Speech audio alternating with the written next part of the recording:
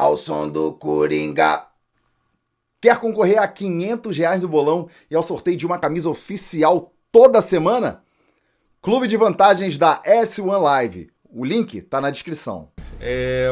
O problema desse jogador que tá para chegar é pro lugar do Gerson.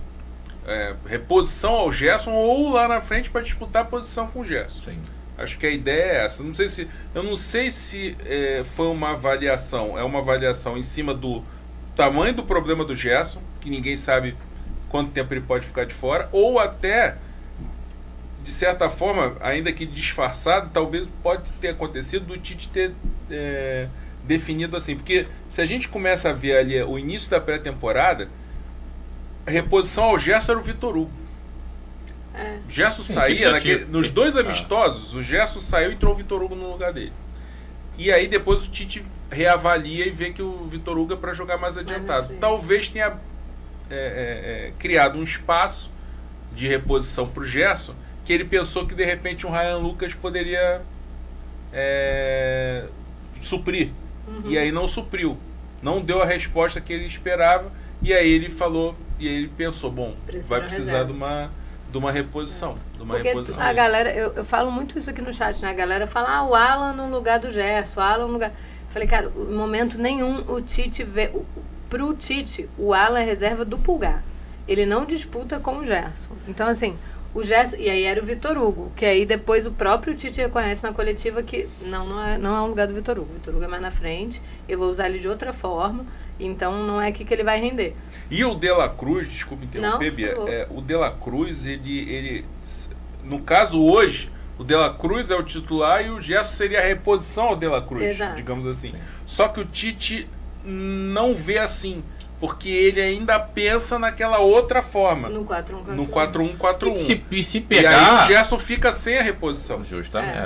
E aí, porque se o Gerson vem para a direita e o De La Cruz continua, aí quem fica sem reposição? O De La Cruz, que vai ficar sem essa reposição, que poderia ser o Gerson para improvisar, só que aí se tem que improvisar o Gerson aqui, é porque o De La Cruz não está à disposição. Então quem vem para cá? De qualquer forma, fica faltando essa peça, que é a peça que linka o Gerson. Então... Não, e até mesmo essa questão do próprio Gerson pode fazer com que esse esquema com meia ponta do lado direito que ele quer utilizar, no caso com o De La Cruz, funcione, só que com agora uma coisa muito mais clara. O De La Cruz, para ele que inicialmente jogava à frente, joga atrás, e ele tira o Gerson de trás, coloca à frente, ou o próprio Vitor Hugo que entrou bem em alguns jogos, né, mais à frente. Então ele pode encontrar, com a ausência do Gerson e essa recuada do De La Cruz, um equilíbrio para fazer, né, esse esquema funcionar, já que com os dois extremos é o esquema de segurança, é o que traz realmente estabilidade, né, para o Flamengo ser competitivo. Eu recebi foi até o Felipe que me passou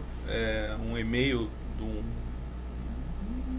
uma pessoa que assiste as nossas lives, que não tinha rede social e tal, e me mandou um e-mail. E aí o Felipe me repassou o e-mail.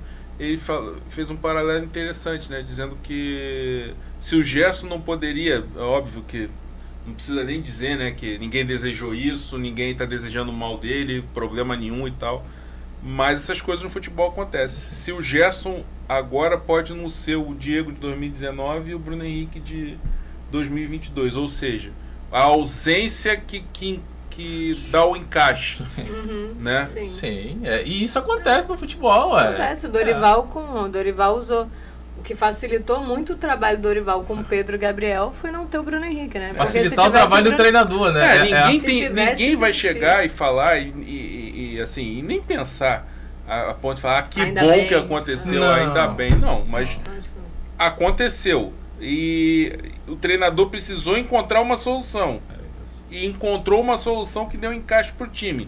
Mérito do treinador. Justo. Que não ficou chorando, que não ficou chorando. Bom pro time que encontrou, mas não é que bom. Sim. Né? Até porque você perde um jogador que tem muita qualidade, que é o Gerson. Pode não funcionar como segundo volante. E é um teste pro próprio Tite, porque assim, muita gente pergunta no chat direto se o Gerson era intocável pro Tite.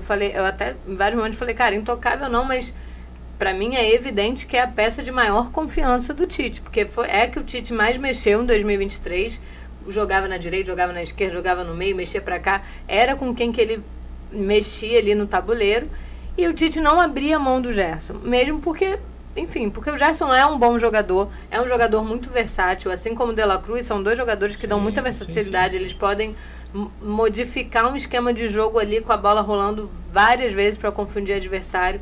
Já falei, é um jogador para mim que se projeta muito bem nos espaços, talvez seja um dos melhores que faz isso, mas como o Tite ele via sempre muito tudo com a formação com o Gerson, não ter o Gerson também é um teste para o próprio Tite conseguir ter o domínio do time para além da peça de confiança dele. Porque quando o Gerson voltar, é fácil eu contar com o meu jogador de confiança de novo. Eu só preciso que ele esteja num bom nível. Eu só preciso que ele volte em um bom nível. Porque ele é de confiança. Mas e trabalhar sem ele? Como que é? Então, e ele estava tendo uma certa dificuldade de encaixar o De La Cruz também. Porque o De La Cruz ali, como esse externo, esse flutuante pela direita, como ele diz... Sim. O Tite não estava tirando o melhor do De La Cruz. Você via que era bom, era interessante, mas você falava, cara, De La Cruz não está sendo bem aproveitado. Então, a ausência do Gerson é um grande teste para o Tite. E é bom também. lembrar, né, Léo e Bia e amigos, em 2019 o Diego volta bem e sendo muito útil. Sim. Ele era um cara de confiança do Jorge Jesus no banco. E eram poucos, né? Sim. De jogadores de confiança no banco. Então, assim, estar sem o Gerson não é bom. Assim como, certamente, pergunta pro Dorival. Dorival, você gostou de ficar sem o Bruno Henrique em 2022? Ele vai dizer, claro que não. Quantos jogos eu queria ter uma peça ali para um contra-ataque e não conseguia...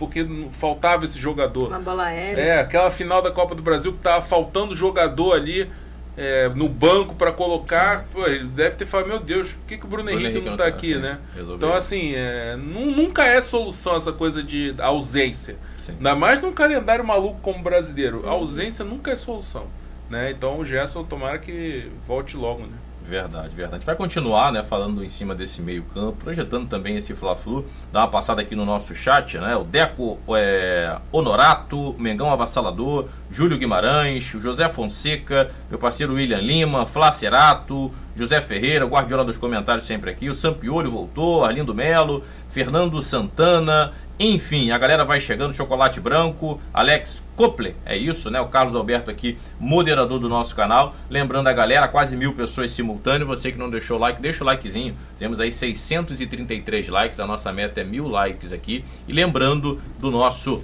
patrocinador aqui do S1 Cash, né? Tia Lu Salgados está aqui, né? Você que quer fazer a sua festa, enfim, fazer a sua confraternização da empresa, do colégio, da faculdade, Tia Lu Salgados. O zap lá da Tia Lu é 97172-1462.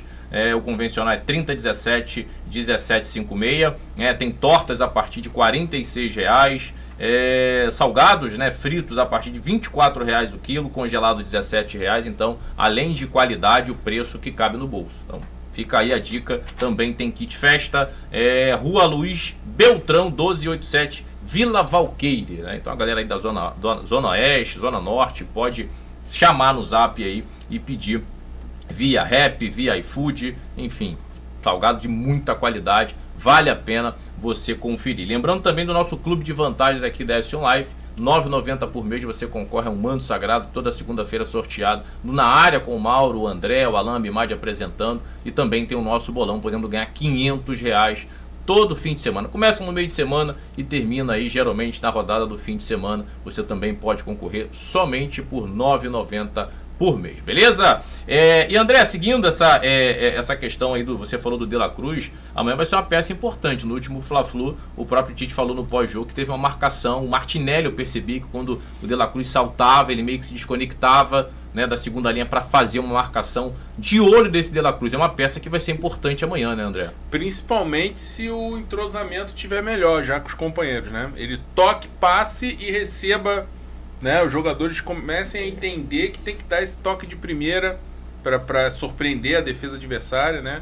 E para acelerar essa circulação da bola. Às vezes o De La Cruz solta e passa, o companheiro domina, vai virar, vai girar, e aí o time já perdeu o timing de devolver a bola, né? Ele já furou a linha de marcação, já entrou nas costas, digamos, do Martinelli, mas a bola não é dada para ele de volta. Então principalmente que os companheiros já estejam melhor sintonizados. E ele também com os companheiros, Sim, né? sim. Ele também pode segurar um pouco. Ele pode tocar e esperar um pouco para depois passar.